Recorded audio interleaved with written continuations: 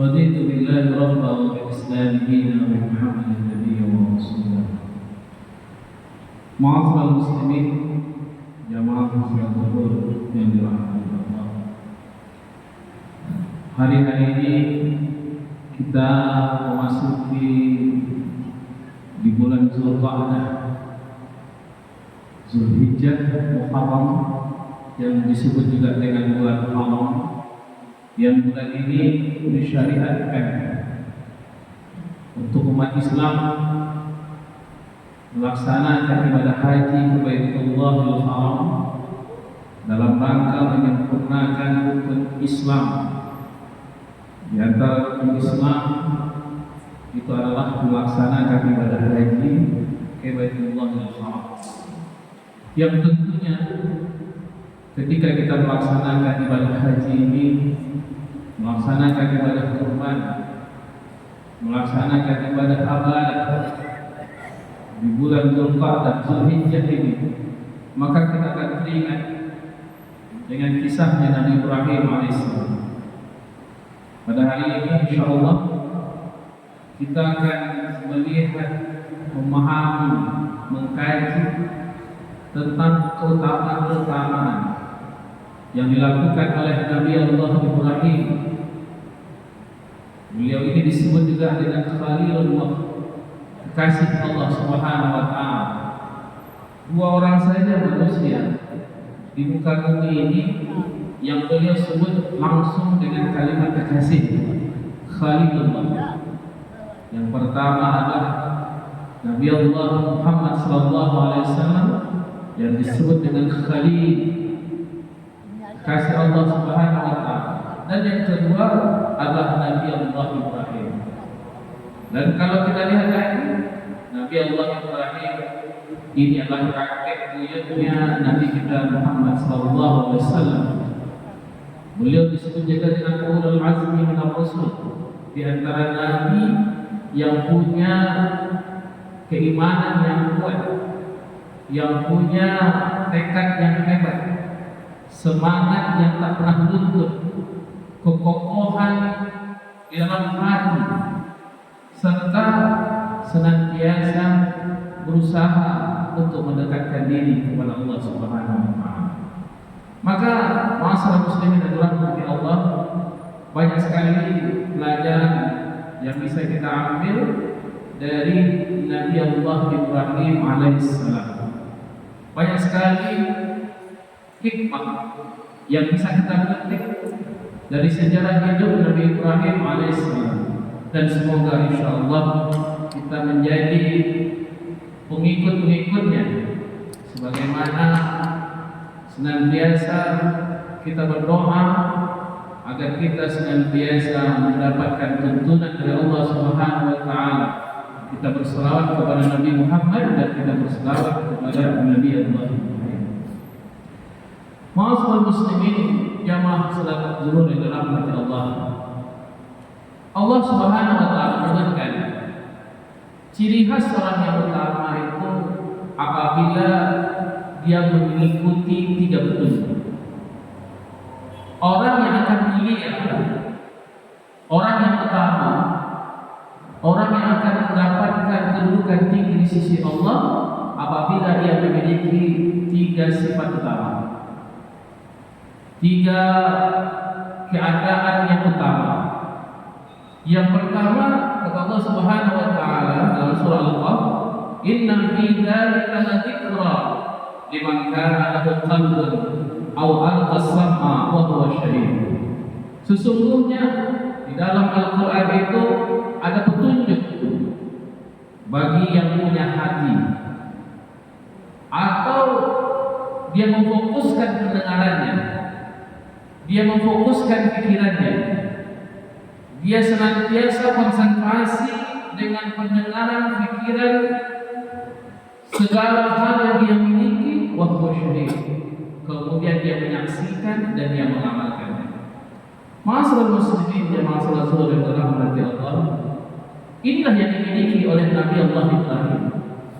Nabi Ibrahim alaihissalam, di antara sifatnya yang mulia, dia tidak akan mendengarkan kecuali wahyu dan apa yang Allah perintahkan dari sisi Allah Subhanahu wa taala. Banyak sekali kisah tentang Nabi Ibrahim alaihissalam ini. Bagaimana beliau senantiasa istiqomah di jalan Allah, tidak pernah takut dan gentar terhadap apapun, senantiasa menunjukkan kebenaran walaupun pahit. Maka dalam sejarah kita baca bagaimana Nabi Allah Ibrahim alaihissalam tidak gentar dengan ancaman, dengan siksaan, dengan segala macam azab yang ditimpakan oleh Raja Namrud kepadanya. Ketika Nabi Allah Ibrahim mengajak umatnya untuk bertauhid kepada Allah Subhanahu wa taala, maka ketika itu Raja Namrud yang kita kenal sebagai raja yang bengis, raja yang zalim, raja yang bahkan menikahi ibunya sendiri. Dalam sirah Nabawiyah kita baca, Raja Namrud adalah raja yang menikahi ibunya sendiri. Apa sebab? Dia ingin mendapatkan, karena ibunya punya ilmu sihir yang luar biasa, dan beliau ingin mendapatkan ilmu itu dari ibunya.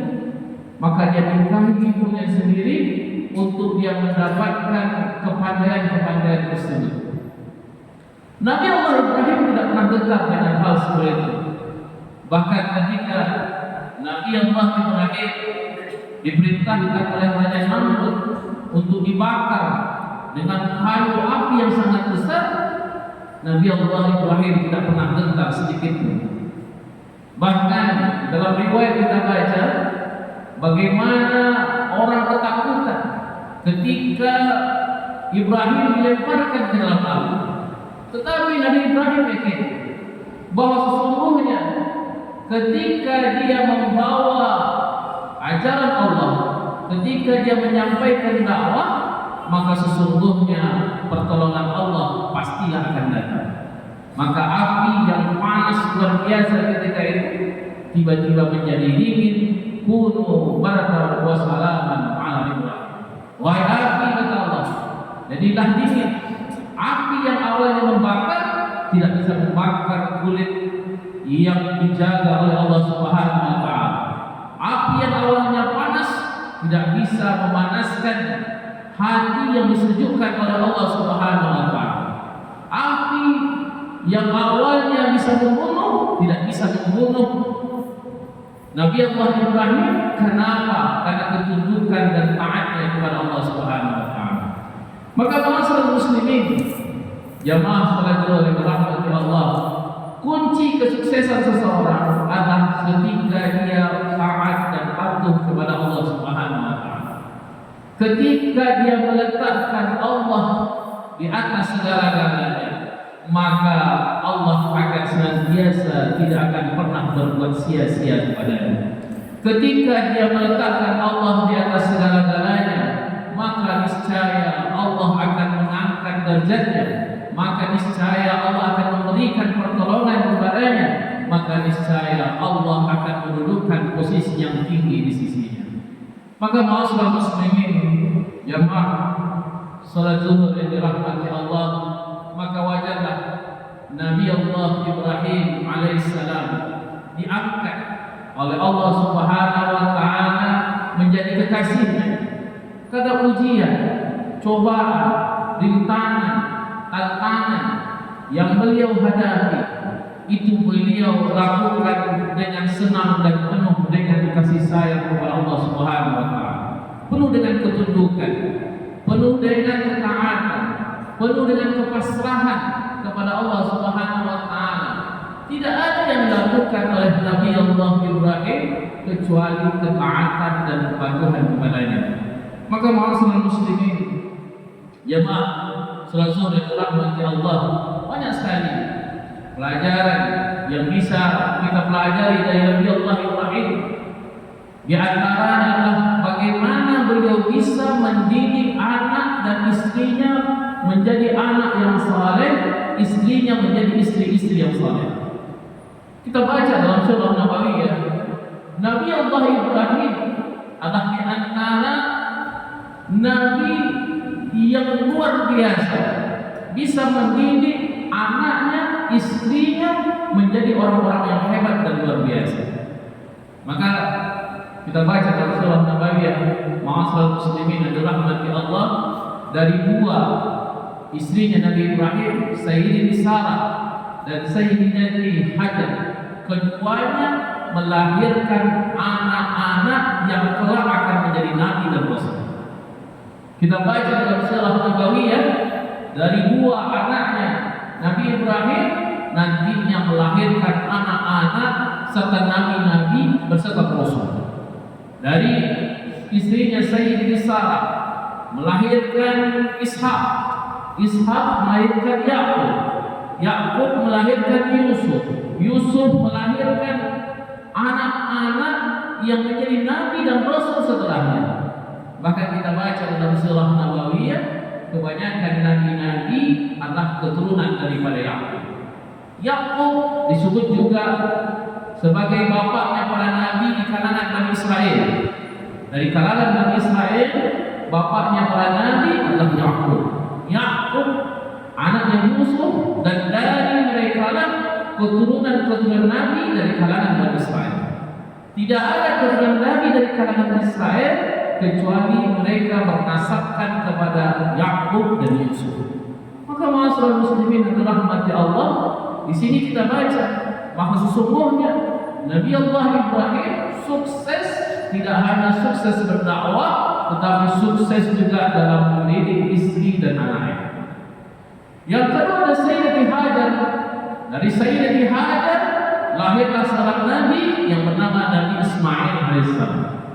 Nabi Ismail, tentunya kita banyak sekali baca sirah Nabawiyah, bagaimana keteladanan Nabi Ismail alaihissalam, bagaimana kesabaran Nabi Ismail alaihissalam, bagaimana kelembutannya Nabi Ismail alaihissalam, sehingga dia menjadi pemuka masyarakat ketika itu di Makkah. Nabi Ismail adalah tokoh karena dialah yang mendirikan Makkah Al-Mukarramah. Dan kita belajar, ma'asyiral muslimin yang dirahmati Allah, tentunya untuk menjadi pembuka masyarakat ini tidaklah mudah dan tidaklah gampang.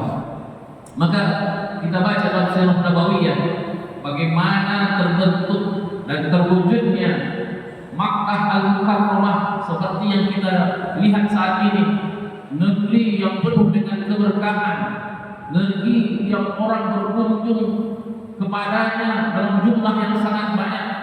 Bahkan disebutkan sekarang Saudi Arabia menargetkan umat Islam yang akan berkunjung ke Mekah setiap tahunnya lebih kurang 30 juta orang. Ditargetkan setiap tahun umat Islam yang datang berziarah mengunjungi Mekah lebih kurang 30 juta orang.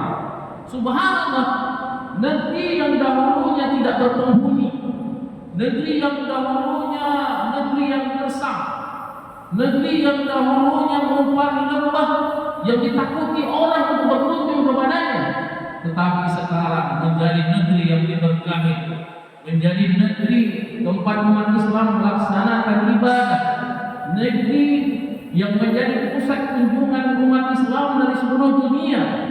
Masya Allah, Bapak Ibu dirahmati Allah. Maka Imam Ibnu Qayyim menyebutkan, kenapa Makkah ini bisa menjadi tempat yang mulia? Karena pendirinya adalah orang-orang yang mulia. Kenapa Makkah ini bisa menjadi negeri yang diberkahi? Karena orang yang mendirikannya adalah orang-orang yang diberkahi.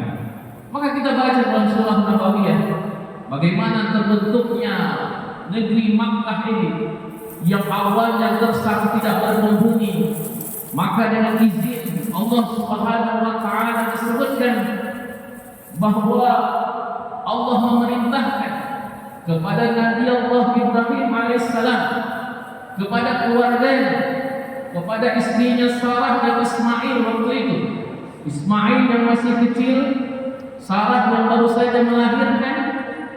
Allah perintahkan untuk berpindah dari Palestina sekarang, tempat asalnya Nabi Ibrahim alaihissalam, ke negeri yang tidak berpenghuni, yaitu Makkah Al-Mukarramah. Dan inilah ma'asyiral muslimin yang dirahmati Allah, pelajaran yang sungguh luar biasa. Bagaimana kesabaran Ibunda Hajar ketika itu beliau dibawa oleh Nabi Allah Ibrahim bersama anaknya yang masih kecil ke satu negeri yang tidak berpenghuni, Makkah Al-Mukarramah. Ketika Nabi Ibrahim alaihissalam membawa Hajar dan anaknya, tidak ada satu bantahan pun yang disebutkan, yang dilontarkan oleh Sayyid Sarah ketika ketika dibawa itu, dia tidak membantah karena dia tahu sesungguhnya apa yang diperintahkan, apa yang dilakukan oleh suaminya tentunya baik. Maka ketika sudah dalam perjalanan, hanya satu pertanyaan daripada Sayyid Sarah ketika itu. Beliau bertanya kepada Nabi Ibrahim alaihissalam, "Ya wahai suamiku, Nabi Allah Ibrahim, apakah engkau membawa kami ini ke satu negeri yang jelas kami tidak tahu tujuannya di mana, ke suatu negeri yang kami tidak ada saudara di sana, yang suatu negeri mungkin kami tak tahu bentuknya seperti apa? Apakah ini adalah perintah dari Allah Subhanahu wa taala?"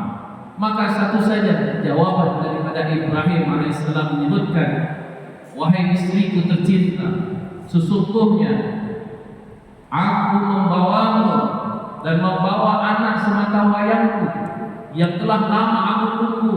Nabi Ismail adalah anak Nabi Ibrahim yang sudah lama ditunggu, yang penuh cinta kasih sayang menunggu anak yang Allah ingin berikan kepadanya. Waktu penungguan lama, tetapi beliau katakan ini adalah perintah dari Allah Subhanahu wa taala. Apa jawaban seorang istri yang saleh? Inilah luar biasa dan Sayyidina Hajar. Beliau menyebutkan, "Wahai Nabi Allah Ibrahim, kalau seandainya ini adalah perintah dari Allah Subhanahu wa taala, maka niscaya Allah tak akan pernah menyia-nyiakan hamba-Nya." Maka ma'asyiral muslimin yang dirahmati Allah, pelajaran yang luar biasa yang bisa kita dapat dari keluarga yang mulia ini.